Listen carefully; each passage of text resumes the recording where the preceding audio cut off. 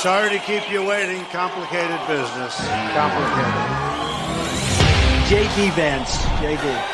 This guy turned out to be an absolute star. He's a great senator and a real fighter. He's a former Marine and a Yale-educated lawyer. He's a great student. J.D. knows how important it is to have leaders who put America first. He'll bring the toughness and intellectual firepower we need to champion our movement. He will fight for strong borders, fair trade, jobs, and he will be tough as you can be on crime.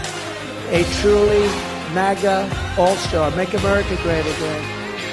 He's an all-star. Hey, what's up, you all? Welcome back. I am Van, and we are all the LFR family. Thank you so much for clicking play. Hopefully, you click that like button as well, man. We are back.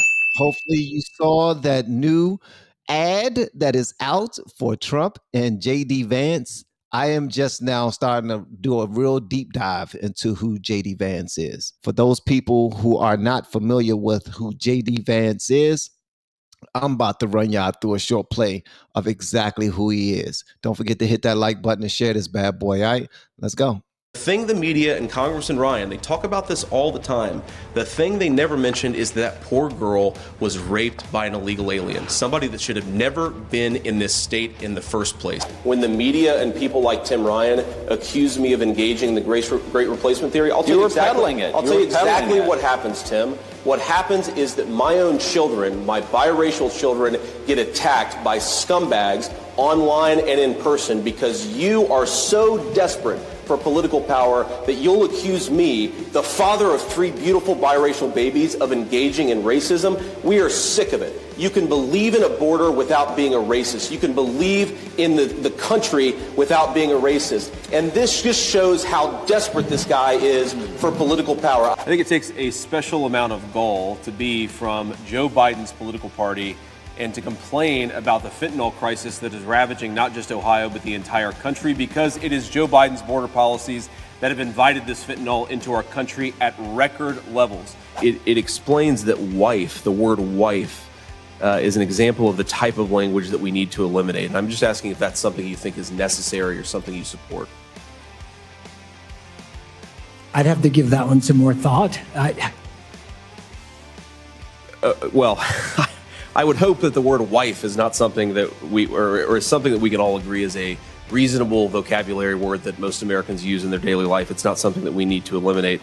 And I'm very confident that the majority of Ohioans, if there's a pilot who is offended by the word wife or the word cockpit, maybe that person shouldn't be a pilot. So rather than kowtowing to people who are fragile, maybe we should actually say, if you're so worried about the words that we are using, you shouldn't be flying multi-ton metal engines through the sky. And I just ask all of us to maybe try to focus as much on real problems, like the fact that our aviation system seems to not be working as well as it used to, than the fact that we may use uninclusive or under-inclusive language. Are you interested in being the running mate of a convicted felon? Well, Wolf, the entire purpose of this trial was to allow the media and the Democrats to say exactly that. This is never about justice. This is about plastering convicted felon all over the airwaves, when in reality, the only thing that Donald Trump is guilty of is being in the courtroom of a political sham trial. You cannot say that this trial was anything more than politics masquerading as justice. And yes, I will help Donald Trump. I will help Donald Trump however I think that I can, Wolf, because if we allow this to happen, it's so much bigger and so much more troubling than Donald Trump. If we allow this standard that you can throw your political opponents in jail because they're doing better than you in an election, it will be the end of this country as we know it. On November 10th, 2021, the FAA held an inclusive language summit. Are you familiar with this effort? I am familiar with it. During the summit, which had a solicitation published in the Federal Register, Deputy Administrator Mims stated that when we use terms like airmen or unmanned aircraft, sorry, I'm laughing because this has to be a joke, we're sending a message that only men belong in the aerospace community. Do you agree with that statement? Well, Senator, what I could say is that having been a pilot for 42 years and seeing the evolution of our aerospace industry, I started out in helicopters and have flown as a captain in big jetliners. Sure. Not everyone is a pilot today. We have drones, we have spacecraft, And so I do believe going to notices to air missions is absolutely the right thing to do. It is an accurate reflection of where our airspace system is today. Fully supportive of that. And none of that, by the way, detracts from our mission, which is the safety of our airspace, and that will always be our North Star. I think the point is, if it makes sense for some aviation reason, that's fine. If it makes sense purely to avoid gendered language, it seems like an unnecessary preoccupation with the words that you're using and that we're using rather than the work that we're doing. Why criticize Pete Buttigieg on this? The Secretary of Transportation has been the recipient of hundreds of billions of dollars of infrastructure funding, and yet it looks in a lot of ways like our infrastructure is degrading or certainly not getting better. The second thing is, yesterday, Pete Buttigieg had the opportunity to address this problem. He instead talked about the excessive amount of, this is not a joke, too many white men in the construction industry. That is not a serious concern for this country right now. What's going on in East Palestine is the Secretary of Transportation needs to focus on real problems, not fake problems. And until he does, people are going to wonder whether he's doing his job. That was JD Vance, man. Shout out to the brother. I was hoping that he would pick Byron Donalds. That was just me, man. We have been teaching people how to grow online. It's been absolutely amazing. We have 3 people who have been able to reach monetization in less than 30 days. Growing YouTube channels, some from 0 people. We have one guy who had 2 subscribers before he started working with me. He started helping him. His views went up 4.8 million%. We're super excited. If anybody ever want to grow on YouTube, you reach out to me with the word coach. I was hoping that he would pick Byron Donalds only because I like the way Byron Donalds represented. I like the way he communicates with people who have an issue with him. I love the way that he can drive home a point. He can defend his positions, and he can do it without any type of getting ignorant or vile or disrespectful or anything like that. The guy just have a certain poise about him.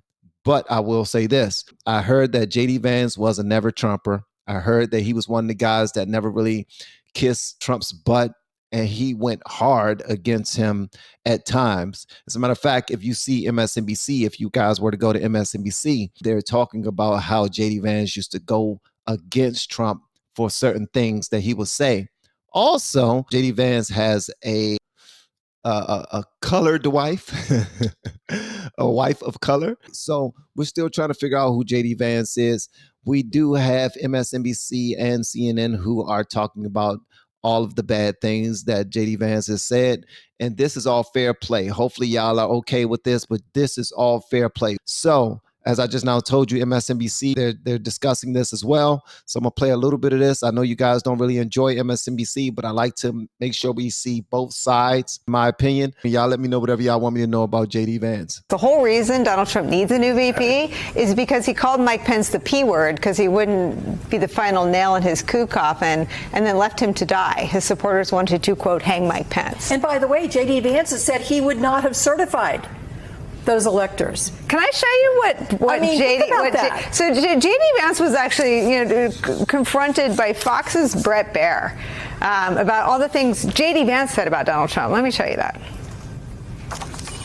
Well, Senator, this is an evolution, and I know you've been asked about this before, about past comments that you've made about Donald Trump. You've said, I'm a never Trump guy, never liked him. Terrible candidate, idiot if you voted for him, might be America's Hitler, might be a cynical a-hole, cultural heroine, noxious and reprehensible. I was wrong about Donald Trump. Hey, he was clowning Trump, bro, when he was going up against him when he was Trump's ops. He was saying whatever came to mind, bro. I ain't mad at him. Hey, he was saying whatever came to mind at that point. Was he being true to himself? Absolutely. Is he able to redeem himself and come back from it and say exactly what he meant? Yes, he can. We're going to give him that opportunity to do that right now. I didn't think he was going to be a good president, Brett. He was a great president. I don't know if they wouldn't play the rest of that. They only want to play the negativity. That's all they want to play. But hey, we're here for it. We're here to add the positivity. They are only going to play the negativity. We're here to add the positivity. You already know how that goes. Flip-flop doesn't make you throw up in your mouth. The sycophant he's turned into might. Yeah, I think flip-flopping is baked in the Trump era for Republicans, sadly. As I mentioned, that's why I think the unqualified tag is important. But I think at the base of what you just raised about the reason J.D. Vance is now needed is because Donald Trump's former Vice President Mike Pence has been, disenfranchised by Republicans, but most of Donald Trump's cabinet won't support the former president either for a fundamental reason. Because Donald Trump did try to topple democracy with violence, and Mike Pence refused to do it. And this is important to the context of what we saw in Butler. We don't know the shooter's motivations. Let's say it was political violence, politically motivated. That shooter almost interrupted democracy through violence, through a bullet. On January 6th, Donald Trump led an insurrection to interrupt democracy. No, he didn't. He didn't. Stop saying that. Thumbs up if you think he led Jan 6, or thumbs down if you think he didn't. I don't think he did, but that's always been a talking point.